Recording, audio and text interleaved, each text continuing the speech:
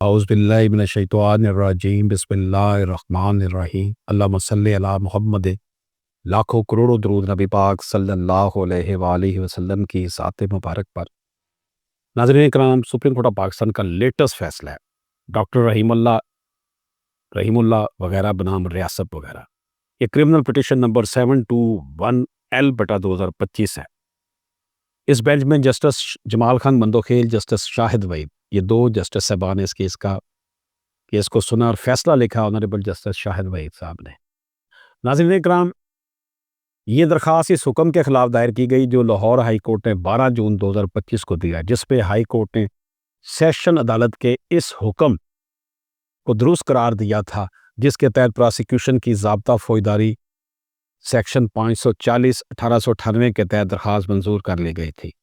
مرکزی قانونی سوال یہ ہے، کیا ایسے وقت میں جب مقدمہ حتمی دلائل کے مرحلے میں پہنچ چکا ہو اور فیصلے سنانے کے قریب ہو، پراسیکیوشن سیکشن 540 CRPC کے تحت درخواست دے کر کسی ایسے اعترافی بیان کو بطور ثبوت پیش کر سکتا ہے جو مجسٹریٹ کے سامنے نہیں بلکہ پولیس حراست کے دوران ایک صحافی کے سامنے دیا گیا ہو، جسے بعض ازاں سوشل میڈیا پر عام کیا گیا ہو؟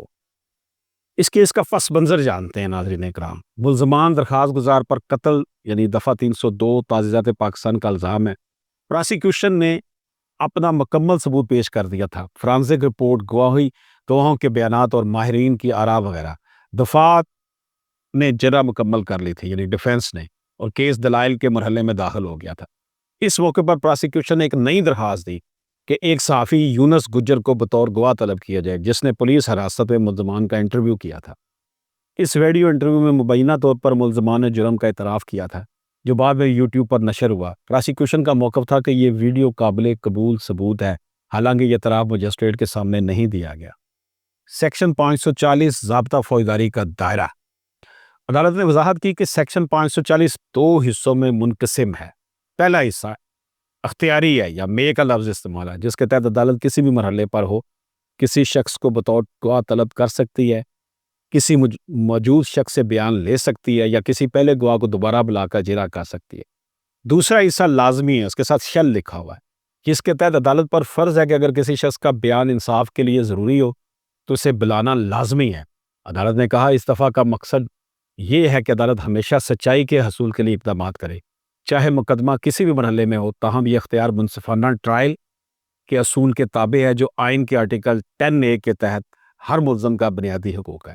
لہٰذا عدالت نے قرار دیا کہ اگر کوئی گواہی واقعی انصاف کے لیے ناگزیر ہو تو اسے دلائل کے مرحلے پر بھی لیا جا سکتا ہے، لیکن یہ اختیار صرف استثنائی حالات میں استعمال ہوگا اور اس کا مقصد کسی فریق کو ناجائز فائدہ نہیں اٹھانا چاہیے۔ پولیس حراست میں صحافی کے سامنے دیا گیا اعتراف۔ عدالت نے اب دوسرا اہم سوال یہ زیر غور کیا، کیا پولیس حراست میں کسی صحافی کو دیا گیا بیان اعتراف جرم کے طور پر تسلیم کیا جا سکتا ہے؟ اعتراف کی قانونی حیثیت۔ قانون شہادت 1984 کی دفعات 37 سے 43 اعترافات سے متعلق ہے۔ ان کے مطابق آرٹیکل 38 پولیس افسر کو دیا گیا کوئی بھی اعتراف ناقابل قبول ہے۔ آرٹیکل 39 پولیس حراست میں دیا گیا اعتراف تب تک ناقابل قبول ہے جب تک وہ مجسٹریٹ کی موجودگی میں نہ دیا گیا ہو۔ ان سیکشنز کا، ان دفعات کا مقصد یہ ہے کہ پولیس تشدد یا دباؤ کے ذریعے حاصل کردہ اعترافات کو عدالت میں پیش نہ کیا جا سکے۔ اصول قانون کیا ہے جی؟ نیمو ٹینٹور سیپسم ایکیوزرے، ایک بنیادی اصول یہ ہے جس کا مطلب ہے کوئی شخص خود اپنے خلاف گواہی دینے پر مجبور نہیں کیا جا سکتا۔ یہ اصول آئین کے آرٹیکل 20(13) اور آرٹیکل 14(2) میں درج ہے۔ عدالت نے واضح کیا ہے اعتراف تب بھی قابل اعتماد ہوتا ہے جب وہ رضاکارانہ طور پر دیا گیا ہو۔ اگر اعتراف دباؤ، لالچ، دھوکے یا خوف کے تحت کیا گیا ہو تو وہ ناقابل اعتبار ہوتا ہے۔ اس حوالے سے جو ہے بین الاقوامی نظائر بھی دیے گئے۔ Miranda Arizona 384 US 436 Ward versus Queen 1979 2 SCR 30۔ ان مقدمات میں یہی اصول تسلیم کیا گیا کہ غیر رضاکارانہ یا پولیس حراست میں دیا گیا اعتراف ناقابل قبول ہے۔ ناظرین کرام، عدالت کی مشاہدات کیا تھے؟ عدالت نے تفصیل سے بیان کیا کہ اگر کوئی شخص پولیس حراست میں ہو اور وہ کسی غیر سرکاری شخص جیسے صحافی کو اعتراف کرے اور یہ اعتراف مجسٹریٹ کی موجودگی میں نہ ہو، ویسا بیان قانونی طور پر ناقابل قبول ہے۔ عدالت نے قرار دیا کہ صحافی کے سامنے دیا گیا اعتراف دراصل پولیس افسر کے زیر سایہ ہوتا تھا، اس لیے اسے رضاکارانہ نہیں کہا جا سکتا، چنانچہ یہ ویڈیو بیان عدالت میں بطور ثبوت پیش نہیں کیا جا سکتا۔ ناظرین کرام، پراسیکیوشن کی نیت پر سوال۔ عدالت نے یہ بھی نوٹ کیا کہ پراسیکیوشن نے یہ درخواست غلط نیت سے دی تھی تاکہ ٹرائل ختم کے اختتام پر دفاع کو نقصان پہنچایا جائے یا ثبوتوں کی کمی پوری کی جا سکے۔ عدالت نے کہا اگر پراسیکیوشن واقعی نیک نیتی سے یہ ثبوت پیش کرنا چاہتی ہے تو اسے مقدمے کے دوران شواہد بند ہونے سے پہلے پیش کرتی۔ عدالت عظمیٰ نے سپریم کورٹ نے قرار دیا کہ ٹرائل کورٹ اور ہائی کورٹ دونوں نے غلط طور پر پراسیکیوشن کی درخواست منظور کی۔ ایسا کرنا ان کے آرٹیکل 10A منصفانہ ٹرائل کا حق کے خلاف ہے، لہٰذا یہ درخواست منظور کی جاتی ہے۔ لاہور ہائی کورٹ اور ٹرائل کورٹ کے مورخہ 4 جون 2025 اور 12 جون 2025 کے احکامات منسوخ کیے جاتے ہیں اور پراسیکیوشن کا سیکشن 540 CRPC کے تحت درخواست پراسیکیوشن کی خارج کی جاتی ہے۔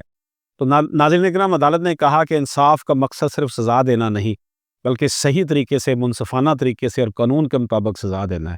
کوئی بھی ٹھوس ثبوت، کوئی بھی ثبوت جو زبردستی یا غیر قانونی طریقے سے حاصل کیا گیا ہو، وہ انصاف کے راستے میں رکاوٹ ہے، نہ کہ مددگار۔ اس حوالے سے کیسز کا بھی حوالہ دیا گیا۔ 1984 PLD SC 95، Painda Gul versus State, 1987 SMER 886، PLD 2003 SC 704، 2022 SME 1882۔ ناظرین کرام، سپریم کورٹ نے یہ فیصلہ دیا کہ اگر کوئی شخص پولیس حراست میں ہو، کسی صحافی کے سامنے اعتراف کرے تو وہ قانونی ثبوت نہیں ہے۔ پراسیکیوشن کا کام ہے کہ وہ اپنا مکمل ثبوت وقت پر پیش کرے، نہ کہ فیصلہ آنے سے عین پہلے نیا مواد لا کر مقدمے کو الجھائے۔ منصفانہ ٹرائل، فیئر ٹرائل ہر شہری کا بنیادی حق ہے اور کوئی بھی عدالت اسے پامال نہیں کر سکتی۔ اجازت دیجیے، اللہ حافظ۔